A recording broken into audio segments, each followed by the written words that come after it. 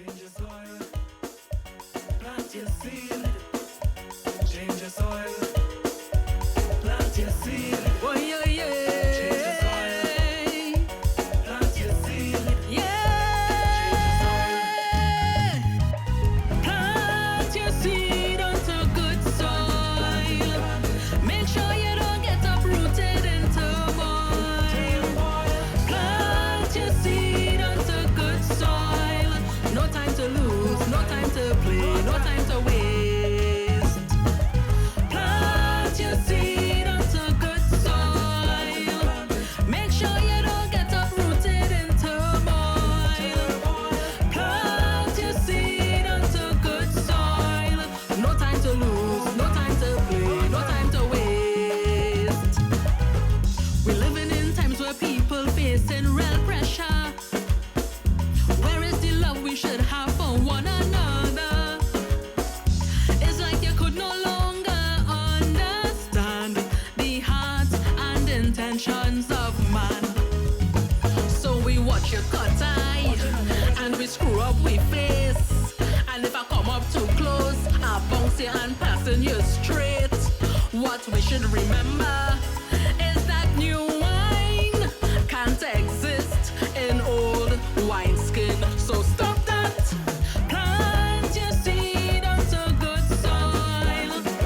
Make sure you don't get uprooted in turmoil. Plant your seed onto good soil. No time to lose, no time to play, no time to waste. We have to be careful of seeds we sow in, because in the end, some plants could stop growing. All of the things that we would have done and said, some things just don't come out your head.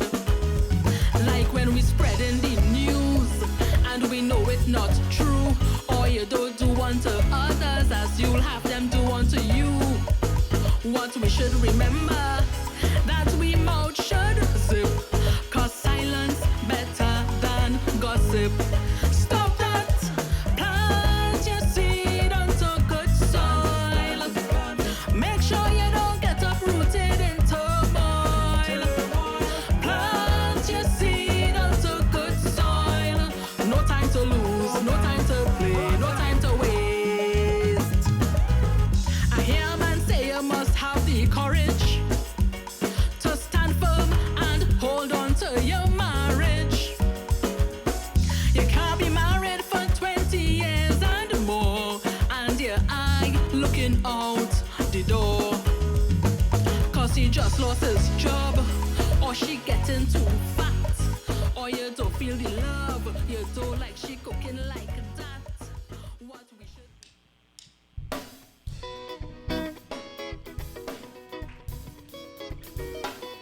Hallelujah. The Holy Ghost. Holy Ghost power is moving just like a magnet. Holy Ghost power is moving just like a magnet. Moving here, moving there, just like the day of Pentecost. Holy Ghost power is moving just like a magnet. The Holy Ghost power is moving just like a magnet. Holy Ghost power is moving just like a magnet. Moving here, moving there, just like the day of Pentecost.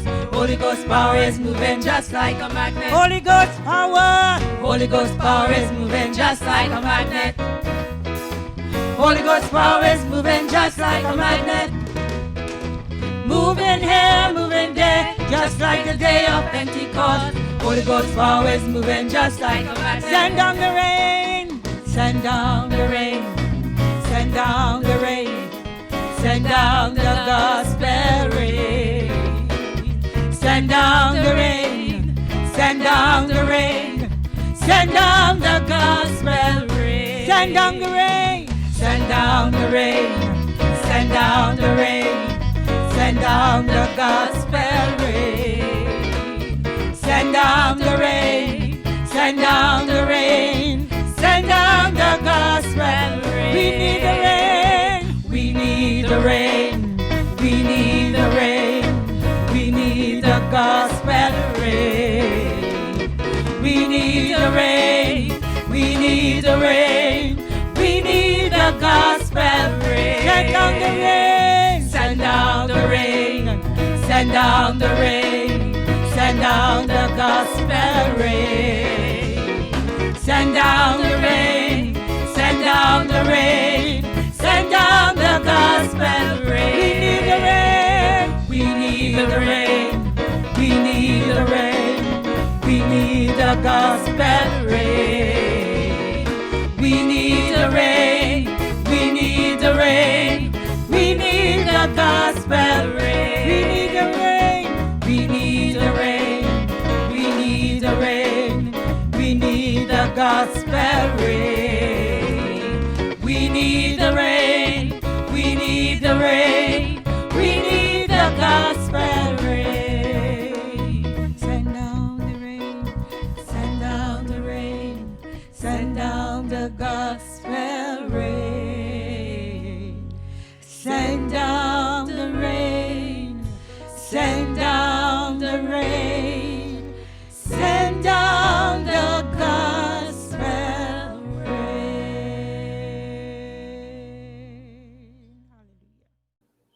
Amen. Praise the Lord.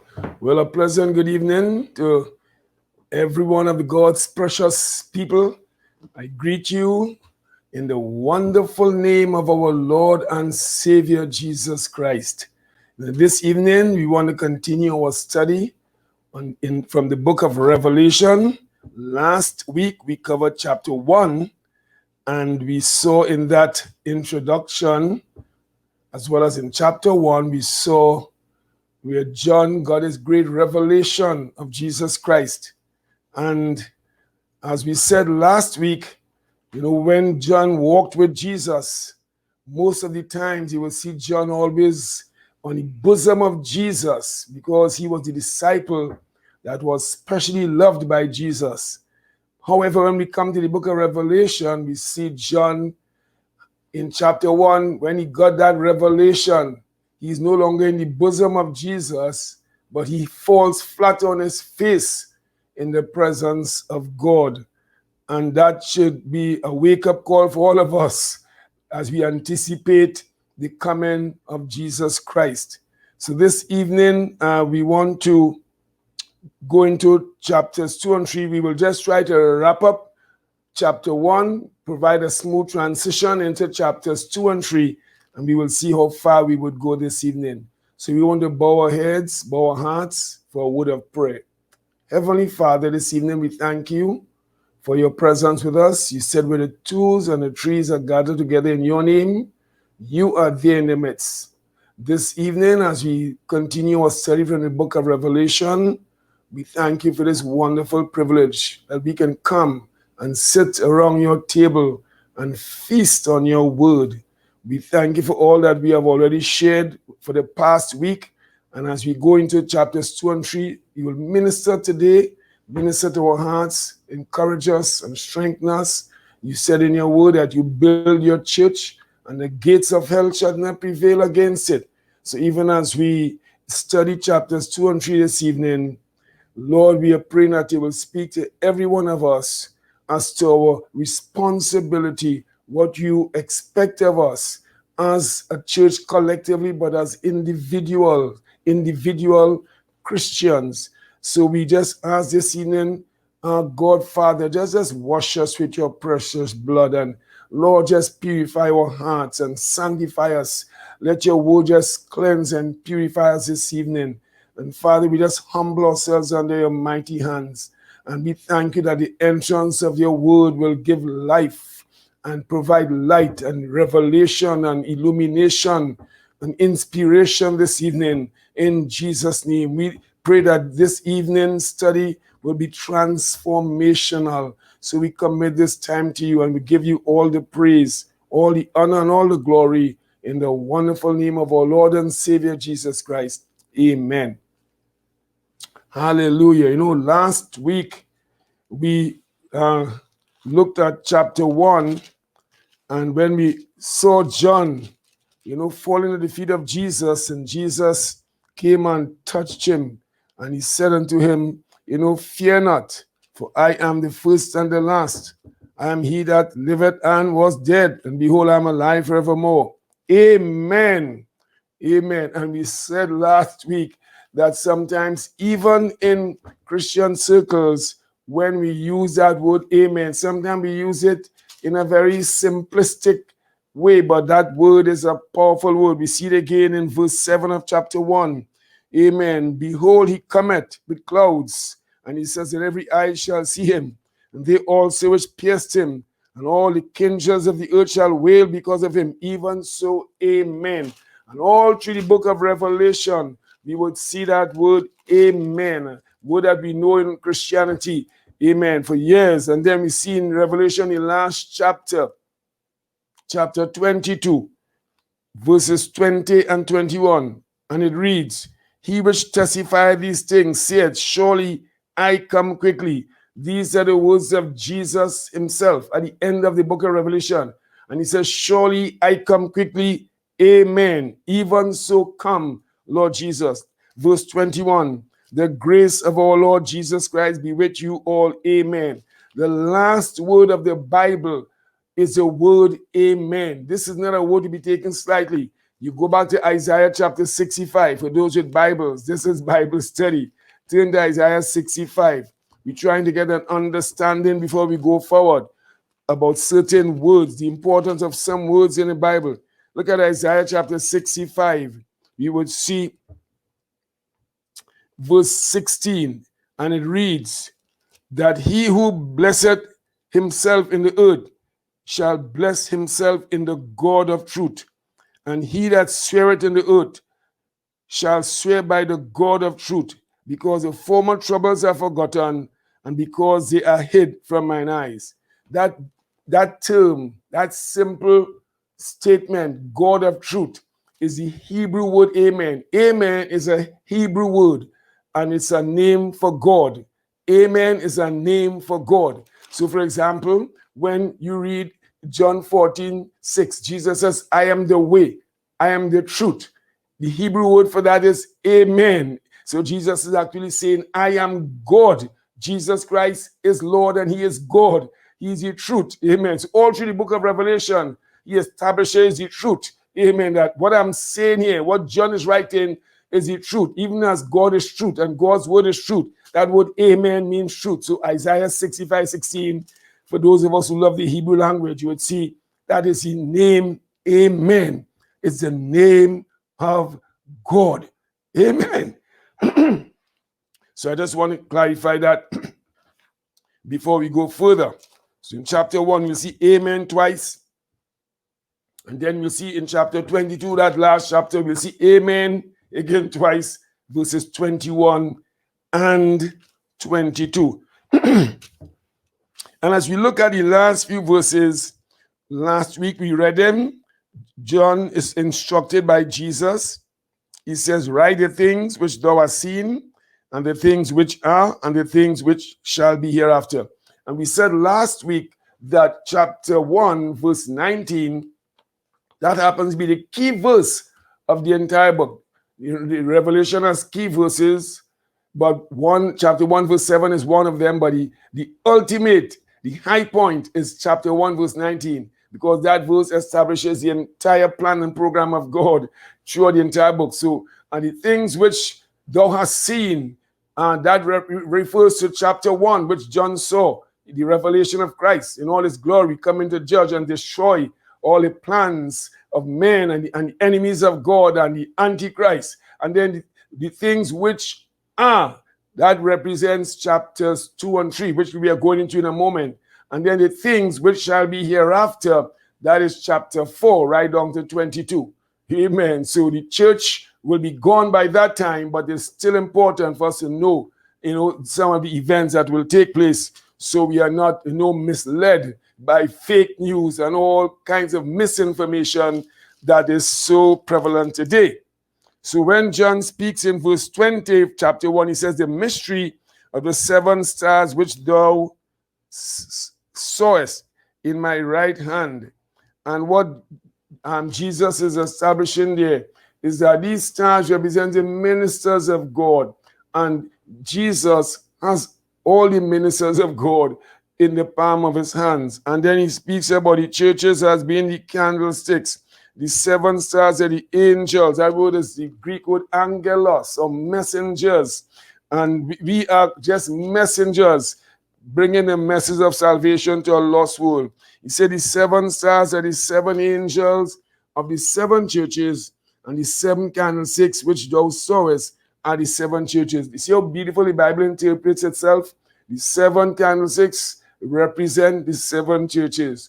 Amen. 7 again being the number of perfection. So here we see in here, Jesus is establishing his sovereignty and his lordship over not only creation, but over his church. He's in charge of his church. And as we go into these 7 churches, we're going to go through them quickly and draw out some beautiful truths.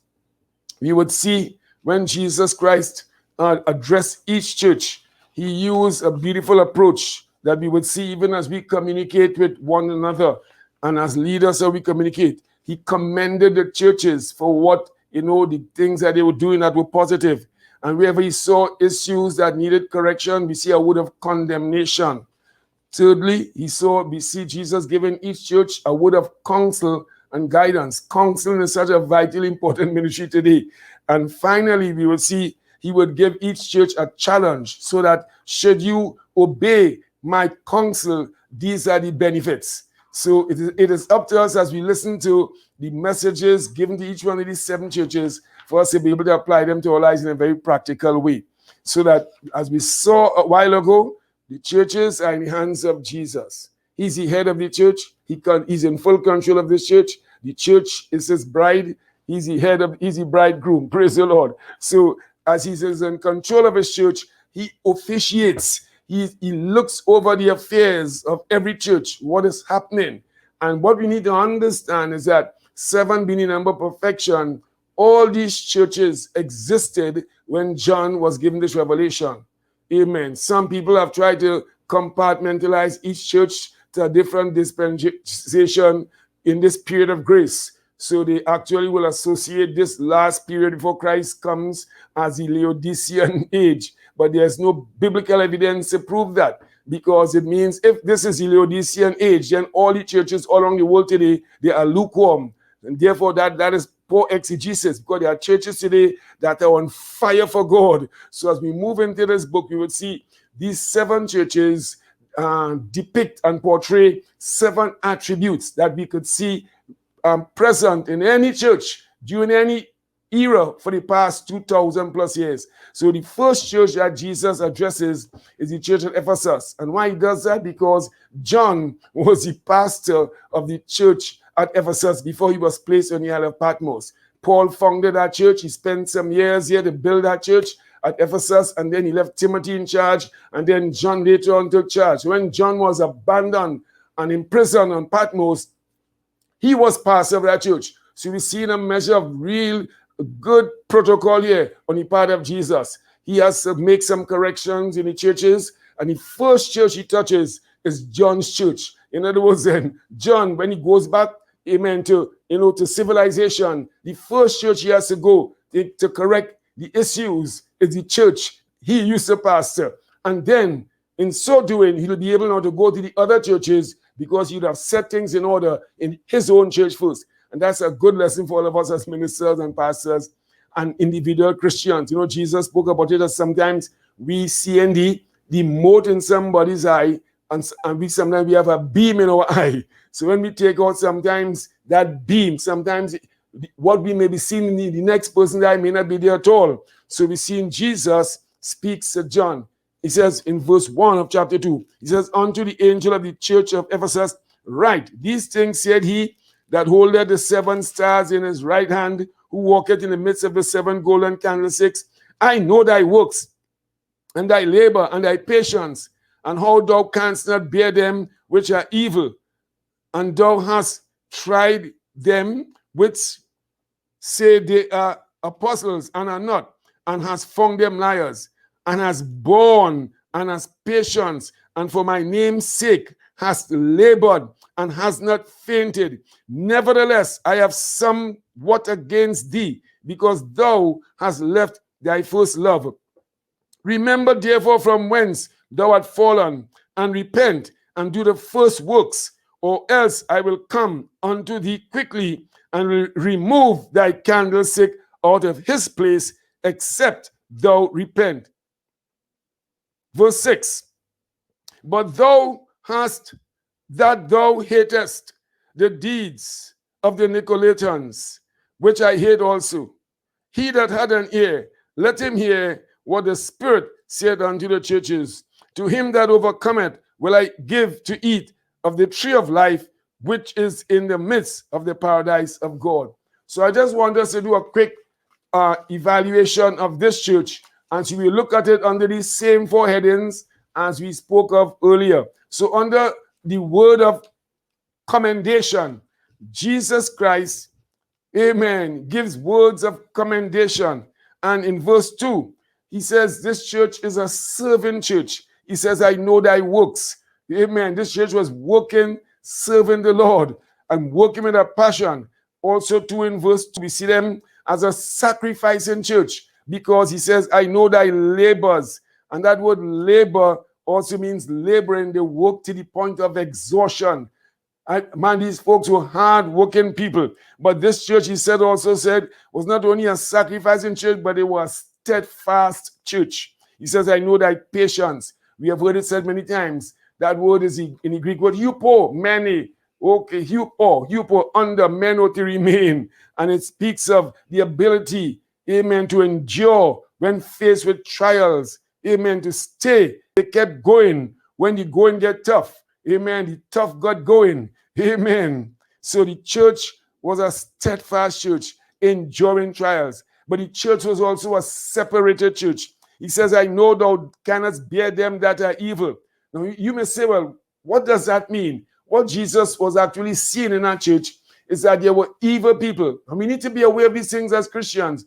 Satan ensures he plants evil people in every church. Witches, warlocks, amen. We'll see later on Jezebel spirits, all kinds of spirits, people to try to disrupt and pull down that church and hinder that church from fulfilling its purpose. That's why we need, above many other giftings, the gift of discernment as the people of God. So this church was a separated church. He says, I know thou canst not bear them which are evil. No, you can't know evil people just like that unless you have a strong gift of discernment to see through their disguises. So these are commendations Jesus Christ said about the church. He said in verse 6, he says, they haters the deeds of the Nicolaitans. Let me explain to you who the Nicolaitans are. It's the word Nicolaitans is a compound term from Nico, from where we get the word Nike, and then you have Laos, people. And Nike speaks of victory, overcomer. When you add these two terms, the Nicolaitans were people who try to control people. Amen. They like to manipulate and control people and lord it over people, so to speak. And they also sought to influence people to do things that are not right in the eyes of God. They encourage people to commit fornication and all kinds of abominations. And they lead people astray with wrong counsel. And they give people instruction that will lead a soul to hell. And they sit in church and they will call good evil and evil good. That will sum it up. Amen. So you're doing wrong and you go to someone who has this kind of philosophy, they will say, nothing is wrong with that.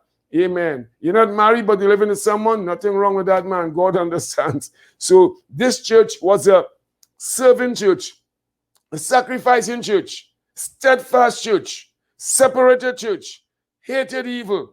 But you know something? There was a word of condemnation. Jesus said to them, that word of condemnation was, they forsook and they left their first love. My God. So here's a busy church, actively working for God, but they abandon their first love. What is first love? And first love covers two very important factors. Because of time, I'll try to make things short.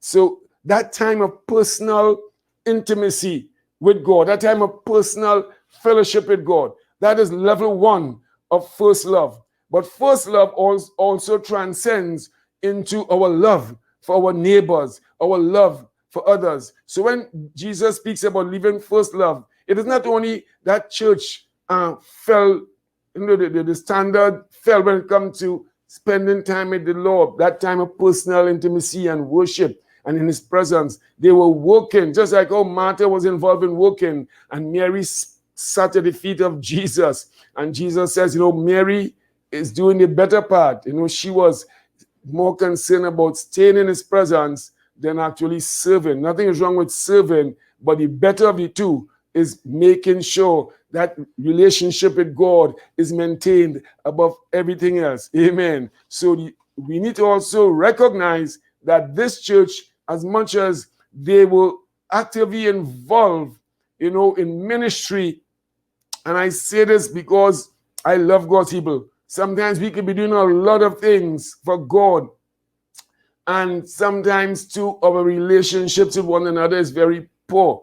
We don't get along well with one another. We treat other Christian brethren, with disdain, and so first love has to do with not our vertical relationship with the Lord, yes, but it also actually translates into a horizontal relationship. How do we treat others? So sometimes we can be working together on a committee or in the same church, and we have a bad attitude towards one another. Sometimes your pastor, sometimes a board member, sometimes we right in the church, you're on a committee, but you have an attitude towards the person who's in charge of the committee, and all these kinds of things. So first love is not just simply that time of intimacy with God. Many people believe that, and that is so true, but it goes beyond that. When we come out from in the presence of God, spending time in intimacy with him, it should translate into how we treat others, how we relate to others, and not just only Christians, but those who are down and out, the downtrodden, people who are less fortunate. How do we relate to them? The widows, those who may be divorced, and those who, going through all kinds of issues in life.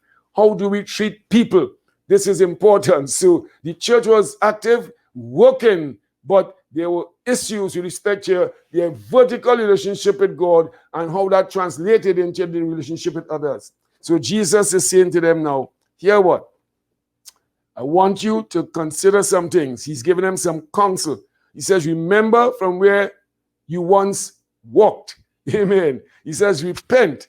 Hallelujah, which means coming to have a change of mind. And he says, repeat. Amen. So there's hope for that church at Ephesus. Repeat those first works. Let's come back to prayer meeting. Come back to Bible study. Amen. Yes, continue the obedient service. Let's get back to that place of worship. Hallelujah. Let's get back to holy living. Let's start treating others right. As we spend time in the presence of God, let us ask God, who in the church, or maybe my neighbor, Lord, is just someone that maybe I am not treating the way Jesus would treat them. Look at the way Jesus treated people, the prostitutes, you name it, the people who are in the lowest class.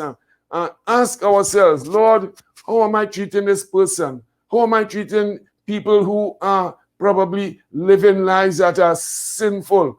God, give me a heart like Jesus. And so first love, will bring us back to that place. Hallelujah. Where we treat people and we love people. Hallelujah. And they will see Jesus in us. And he gives them a challenge. He says, if we do that, he says here, failure to repent, this is your challenge. If we fail to repent, what will happen? We expose ourselves to God's judgment.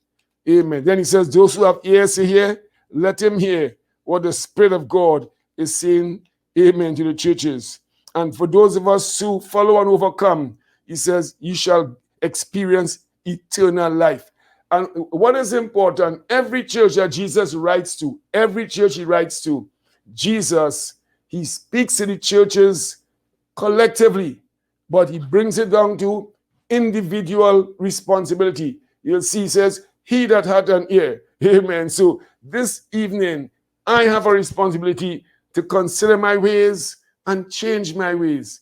And if all of us do that together collectively, the church will be a much better place, a nicer place. Amen. So we see here, we're going quickly because we have 7 churches. Amen. So we touch a little bit there. There's much more, but some other time, praise the Lord, in the future, we'll probably do more in the detail. We come to the second church, Smyrna. And the church at Smyrna, he says here from verse 8, He says, and unto the angel of the church in Smyrna, write, these things say the first and the last, which was dead and is alive. I know thy works and the tribulation and poverty, but thou art rich. And I know the blasphemy of them which say they are Jews and are not, but are the synagogue of Satan. Fear none of these things which thou shalt suffer. The devil shall cast some of you into prison, that ye may be tried, and ye shall have tribulation 10 days. Be thou faithful unto death, and I will give thee a crown of life. He that had an ear to hear, let him hear what the Spirit said unto the churches. So as we come from Ephesus, we come to Smyrna. And the church of Smyrna, that word brings out the whole concept of bitterness from the word myrrh. And this is a church that actually was going through extreme persecution. And Jesus Christ commended this church. He said this church was a persecuted church. He says, I know thy works and thy tribulation in verse 9. He says, I know thy poverty, verse 9. He said, but I want to clarify something here, brethren, because today in this modern, postmodern, materialistic world, many people will tell you that poverty is a curse. Maybe in some sense, they could be correct. But in the Bible days, when believers refuse to compromise with sin, the Roman world, the then known Roman world, which was a very evil world, will ensure that Christian people who took a stand for Jesus Christ will not enjoy the niceties of life. So as a result, when this church at Smyrna was suffering, we see in parenthesis, Jesus says, I know your poverty, but I want you to know you're rich. They had rich values. They were rich in faith. So even though they didn't have material things, but spiritually, they were rich. So we need to be careful when we speak about, poverty being this curse, because these people took a stand for righteousness and they refused to compromise with the evil Roman system. They refused to allow certain things to happen, which I won't go into too much detail now, because I could get into some serious trouble if I give you some details. But in Jesus' name, they refused to compromise. So we need to know this even today. Amen. Christians in some places that are, right now that are facing persecution, many of them are fleeing for their lives. Some of them jumping off of aeroplanes. You see it on television because they know of the tribulation and the persecution that would come to them. So this church was a very afflicted church, persecuted, was a poor church. They didn't have much material things. So by the world standards, they were poor, but by God's standards, they were rich. Let's check ourselves this evening. Hallelujah. So it says here, I know the blasphemy of them that say they are Jews. So even within the church, there are people who some of them were compromising. There were some false teachers, and they were teaching wrong things about Jesus. They were mixing up law and grace. They were trying to force the Christians to keep things like the Sabbath and circumcision in order to ensure their salvation. But this church withstood false teachers. Again, we see the need for good, solid knowledge of God's word and discernment. So when people come into our churches teaching anything contrary, we must be able to deal with it. Don't let anything fester and develop, because that could destroy the very fabric of the church. So the church at Smyrna, Jesus Christ commended them. You will see this is the first church Jesus said nothing negative about, because they took a stand for righteousness.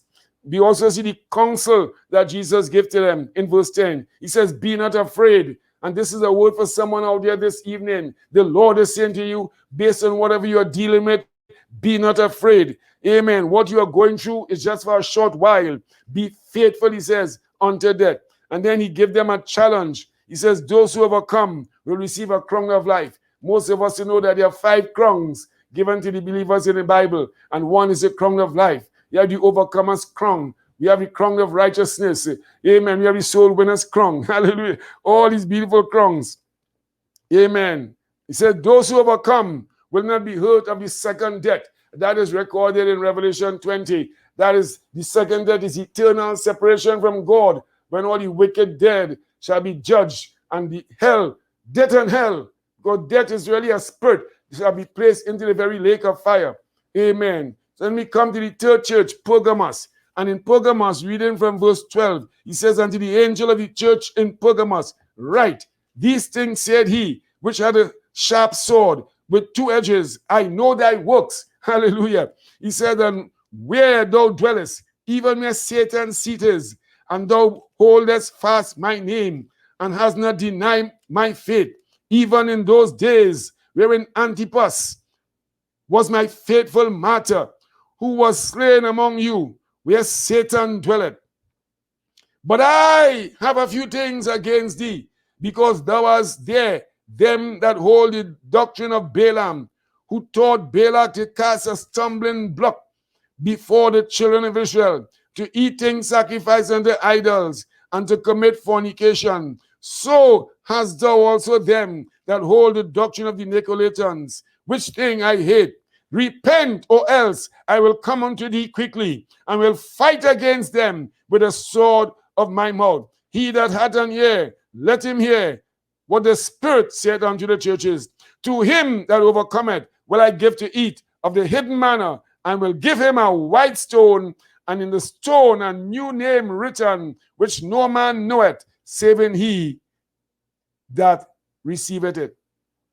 So we come to the church at Pergamos, and Pergamos was located in a place where you have the most amount of witchcraft and evil. There was temples dedicated to Caesar worship, temple dedicated to Dionysius, the god of alcohol and revelry. There was a temple to Athene, to Zeus, a temple to Asclepius, all these different shrines and all these demonic temples. And that is why Jesus said something about Satan's seat. Every block in that place called Pergamos, every corner, there was a temple where they had Satan worship, some kind of demonic worship. And that church stood firm in that environment. Amen. So Jesus actually commends this church for their works. He says, I know where thou dwellest, where Satan's seat is. They were in a hot seat. Praise the Lord. He says, I know where thou dwellest. He says, I know your faithfulness in my name. He says, I know you have not denied my faith. He says, I know that one of your faithful brethren, his name was Antipas, became a martyr for the faith.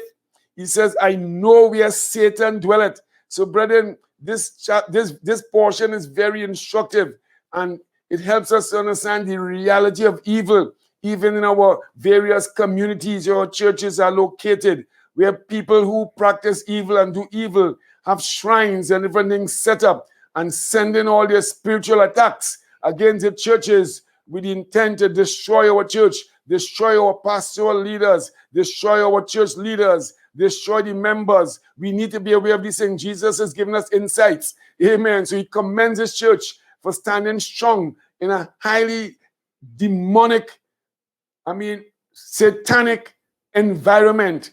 Hallelujah. But he also gave them a word of condemnation. And the word of condemnation is seen in that he says they actually embrace the doctrine of Balaam and the doctrine of the Nicolaitans. Again, this has to do with compromising in certain areas. Amen. And actually, we see they had temples here to Caesar, and there are times when these Christians were influenced to acknowledge Caesar as Lord, and that was a compromise. You can't call Jesus Lord and Caesar's Lord. No man could serve two masters. Also, too, there were certain Roman festivals that were celebrated throughout the year when they had their big celebrations of all these gods, Zeus and all these other gods, and they wanted Christians to participate. They also wanted Christians to burn incense. And a lot of these things we see a lot of different cultic groups do today. And it's like Jesus actually tells his church, he says, I have a problem with that. I have a problem with that. You all can't be, consider Caesar to be Lord. Only Jesus is Lord. You can't be burning incense, any of these deities. So there's like a double standard. There's a compromise. And Jesus spoke to them very strongly. And he gave them a word of counsel. This is the word of counsel. He says they need to repent. or be judged by the word of God. We need to repent. So a call to repentance. And I want to just share this, brethren, from my heart, that we who are true Christians, repentance must be a way of life. Amen. Every single day, as we fall on our knees, repentance should be a way of life. And we see Jesus working with his churches. And then we come to another church. Hallelujah. He gives them a challenge. So not only a counsel, he gives them a challenge, and he will give to them the hidden manna. That is something beautiful. He will give to them the privilege in the New Jerusalem and in the years to come to feast, amen, with Jesus. Hallelujah. He will give to them a white stone. In the Grecian and Roman culture, whenever someone will win a like how we have gold medal today, in those cultures, when you win your race, they will give you a white stone. And in that white stone, they had a special engraving. Amen. Spectatus. So they'll have an engraving SP, spectatus. That is what it meant in the Greek culture. Amen. As a winner, as a champion. And that actually presented that person as a person of valor. And it means after, let's say, Olympic Tokyo 2021, once you win gold and you get your white stone, today's gold medal, but in those years it was a white stone, and Jesus is using this as an analogy. Any Olympic Games after that, you are free to attend and sit with all the dignitaries in the stadium because you are a gold medal winner. So Jesus is saying, this church, if they come out from the compromise and take a firm stand in the ages to come, he will give to them a place of recognition in his kingdom for having stood firm in a place that is considered where Satan's seat is. Hallelujah. We all look forward to that time. Amen. If we stand firm and we refuse to compromise, amen, we will be given a white stone, given a place of recognition. In other words, then we'll be treated like celebrities. Hallelujah. In Jesus' name. And then we come to another church in chapter 4. In chapter 2, we still have a fourth church. That church is Thyatira, from verse 18. It says here, and unto the angel of the church in Thyatira, write, these things said the Son of God, which had his eyes like unto a flame of fire, and his feet are like fine brass. I know thy works, and charity, and service, and faith, and thy patience, and thy works, and the last to be more than the first. Notwithstanding, I have few things against thee, because thou sufferest that woman, Jezebel, which calleth herself a prophetess, to teach and to seduce my servants, to commit fornication, and to eat things sacrificed unto idols. And I gave her space to repent of her fornication. And she repented not. Behold, I will cast her into a bed, and them that commit adultery with her into great tribulation, except they repent of their deeds. And I will kill her children with death, and all the churches shall know that I am he which searcheth the reins and hearts, and I will give unto every one of you according to your works. But unto you I say, and unto the rest in Thyatira, as many as have not this doctrine, and which have not known the depths of Satan as they speak, I will put upon you none other burden, but that which you have already. Hold fast till I come. This is the first time you hear Jesus says expressly, he says here, I am coming again. This is the first time he speaks at a church. He that overcometh and keepeth my works unto the end, to him will I give power over the nations, and he shall rule them with a rod of iron. As the vessels of a potter shall they be broken to shivers, even as I received of my Father. And I will give him the morning star. He that had an ear, let him hear what the Spirit said unto the churches. And the church at Thyatira, again, Jesus Christ, you'll see every church he addresses. If you go back to chapter 1, you will see one of his attributes that we see in chapter 1 is stated at the beginning of every letter. Amen. And he gives those unique attributes to every church based on the issues affecting those churches. So he commends the church at Thyatira. He says to them, he says, I want you to know in 6 words, he says, I know your works. Amen. They were doing good deeds for the benefits of others. Charity, my God, they had the love of God for their fellow men. He also says service. This speaks of faithful service, fulfilling their God-given responsibilities. They were very dependable. Hallelujah. He says, I know your faith.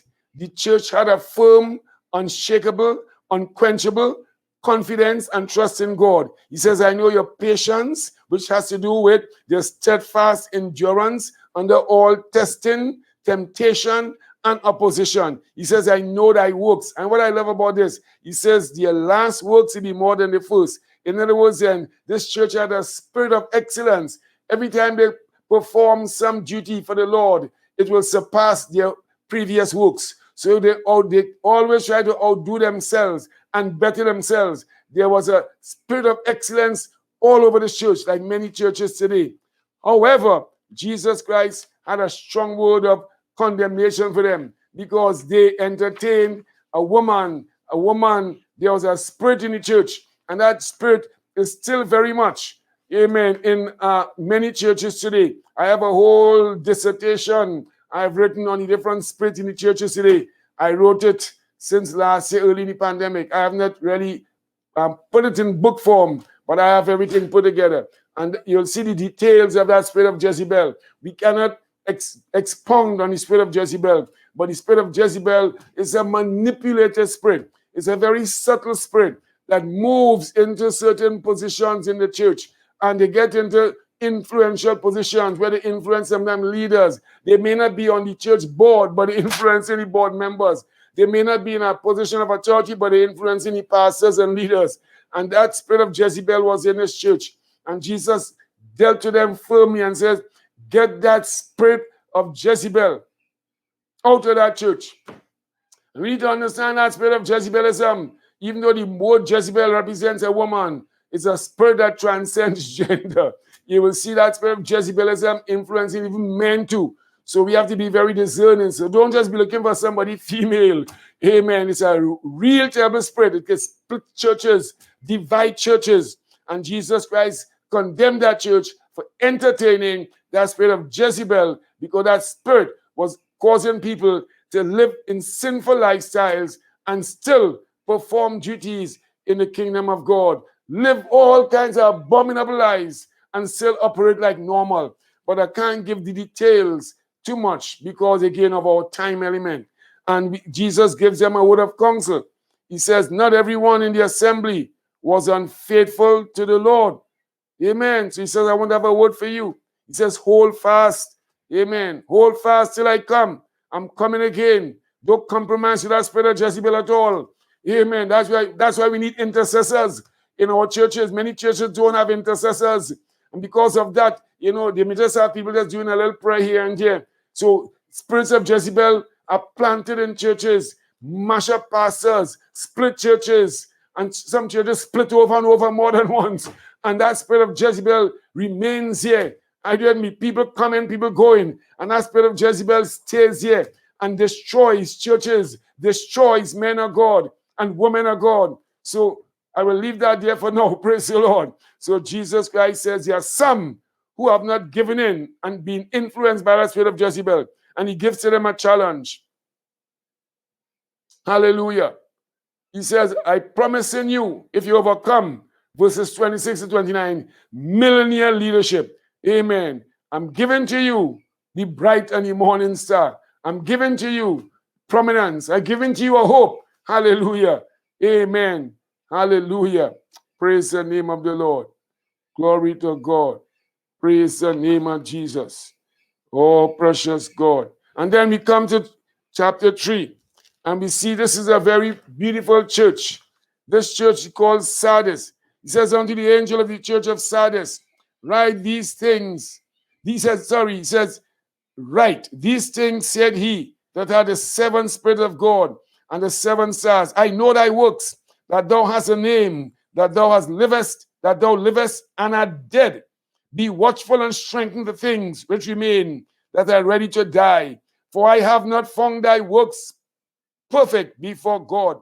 Remember therefore how thou hast received and heard, and hold fast and repent.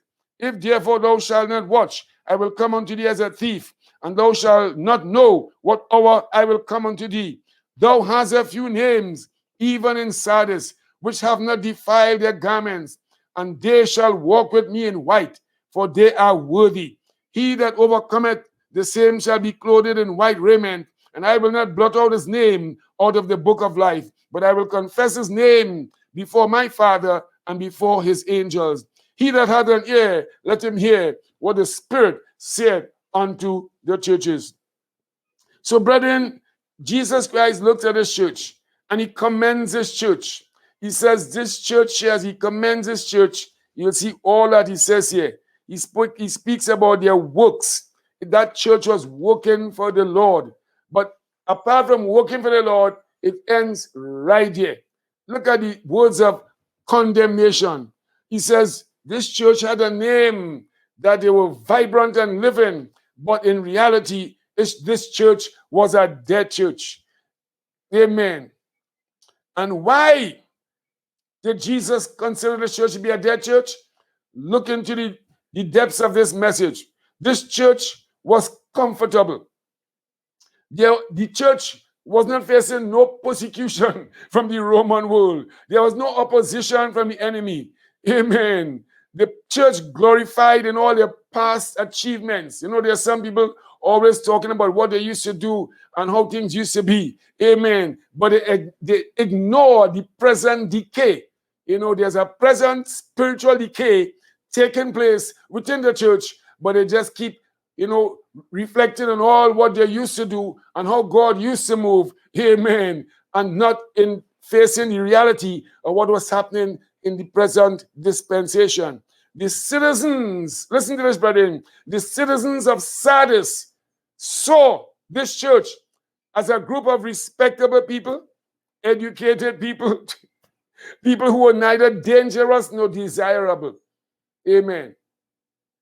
They were well organized, strategic plan, they had vision statement, but there was no implementation of anything. They were comfortable. They were like a look at what we call friendly society. There was no new souls getting saved. Amen. The church's witness to the unsaved world was weak. No conversion. There were no tears on the altar. Nobody coming to get saved at the church's altars. There was no deliverance services taking place. My God. Jesus. And I want to say this afternoon, brethren. The first step towards renewal of a church that is dying is that we must have an honest awareness that something is wrong. Amen. When an organism is alive, there is growth, there is repair, there is reproduction, but there's also a manifestation and demonstration of power. So if a church is a dying church, there's hope for that church. But we must come to terms and be honest as we come between the porch and the altar and say, God, something is wrong with our church. God, we need a revival. This church needed a revival. So Jesus Christ gave them a word of counsel. He says, be watchful. Amen. Be watchful. And I have a whole study on reasons why, as Christians, we need to be watchful. Hallelujah. He said, be watchful. Amen. He says, strengthen the things that remain. So at least there was maybe a small group of people in the church who were just holding on and praying and trusting God for breakthrough.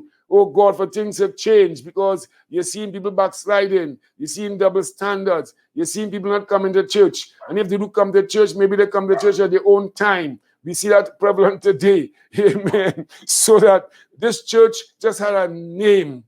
A well-painted church, well-organized, everything well-organized. But it was like, you weren't seeing a new face. Nobody invited anybody. So, you know, in such an environment, sometimes what happens? People just gossip about one another, just talk about one another business, and they enjoy that. But when there's growth and you see expansion and people getting saved and there's vibrant worship and people getting delivered, that's a different thing. And Jesus said to them, hold fast, strengthen the things that remain. And that is a word for someone out there. And then he says, repent. Amen. Hallelujah. Glory to God. Amen. Then he gives them a challenge. He says, he that overcometh will experience 3 blessings. Sardis, he says, I will cause you to be dressed in white. Secondly, he says, I will not blot out your name from the book of life. And thirdly, I will confess your name before my Father and his angels. And we come quickly to the church at Philadelphia. We have 2 more churches to cover, and we're going to try to cover them, hallelujah, in a few moments. So as we come to verse 7, chapter 3, he says here, and to the angel of the church in Philadelphia, he says, write, these things said he that is holy, he that is true, he that had the key of David, he that openeth and no man shutteth, and shutteth and no man openeth. I know thy works. Behold, I have set before thee an open door, and no man can shut it. For thou hast a little strength, and hast kept my word, and hast not denied my name. Behold, I will make them of the synagogue of Satan, which say they are Jews, and are not, but do lie. Behold, I will make them to come and worship before thy feet, and to know that I have loved thee. Because thou hast kept the word of my patience, I will also keep thee from the hour of temptation, which shall come upon all the world, to try them that dwelleth upon the earth. Behold, I come quickly. Hold fast, hold that fast which thou hast, that no man take thy crown. Him that overcometh will I make a pillar in the temple of my God, and he shall go no more out. And I will write unto him the name of my God, and the name of the city of my God, which is New Jerusalem, which cometh down out of heaven from my God. And I will write upon him my new name. He that hath an ear, let him hear what the Spirit said unto the churches. And brethren, what is great about this church? This word Philadelphia is another compound name, Phileo and Adelphos. This church was a church overflowing with a love for the brethren, brotherly love. This is what Philadelphia means, brotherly love. They love the brethren. Hallelujah. And Jesus Christ, as he addresses the church, he commends his church. And you'll see in verse 8, he says, I know thy works. Amen. He says, I also know that thou hast little strength. It doesn't mean that the church is weak, but that word little strength speaks of the fact that the church was small in numbers. And you need to know why the church had a small number. Because they live in a place. The Greek word is katakekomene. Katakekomene. It's a place that is what we call, it was an earthquake area, an earthquake belt, where every day there'll be shaking and rumblings, and the people had to build houses that actually could be how to adapt to earthquakes. So they couldn't build like the kinds of brick houses we have today. And every single day, as the tremors will begin to roll and they will start to hear the rumblings, the people will have to run out of their houses, and so that the houses wouldn't collapse upon them. And then they would go back into their houses after. And that is why Jesus promises this church. He says, if you stay steadfast, the days are coming. I have a place for you in the New Jerusalem. You won't have to run out and run back in, because this is a solid place. This is a place built upon the foundation of Jesus Christ. So this church at Philadelphia, they had brotherly love, but they were living in a real hot spot, in that it was a place, as we said, amen, earthquakes regularly, shakings, rumblings. But that church knew that there were some unsaved people too who refused to leave. So they felt, something, they want to stay there and be a witness rather than run out. Because many had left and gone other places because it was kind of unsafe.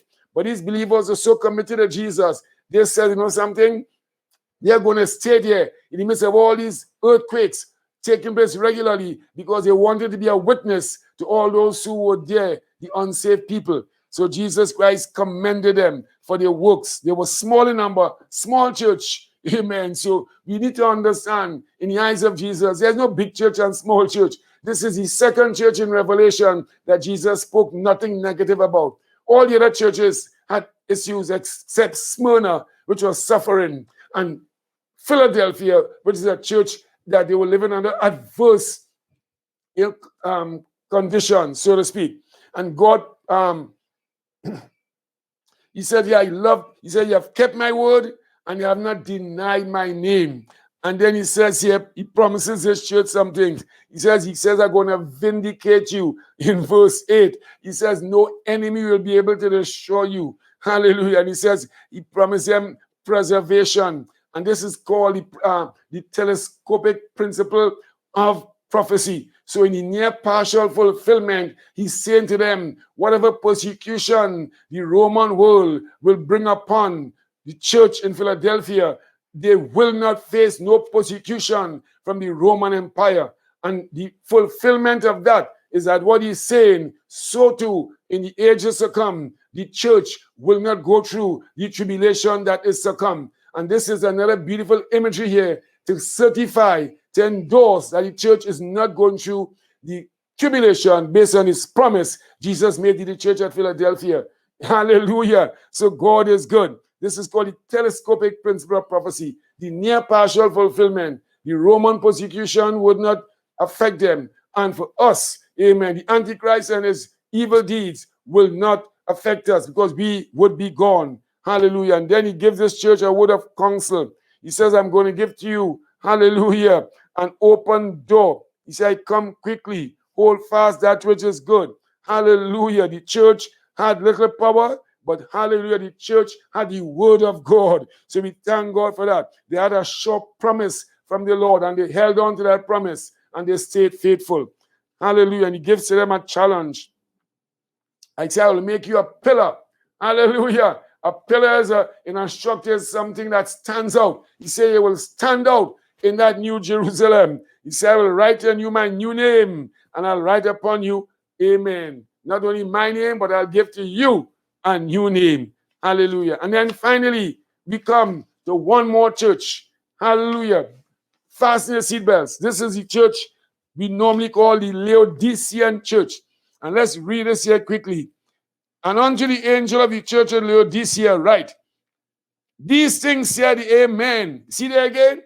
These things said amen. This is God himself speaking. So we see another amen. The faithful and true witness, the beginning of the creation of God. He says, I know thy works, that thou art neither hot nor cold. I would that thou wert hot or cold.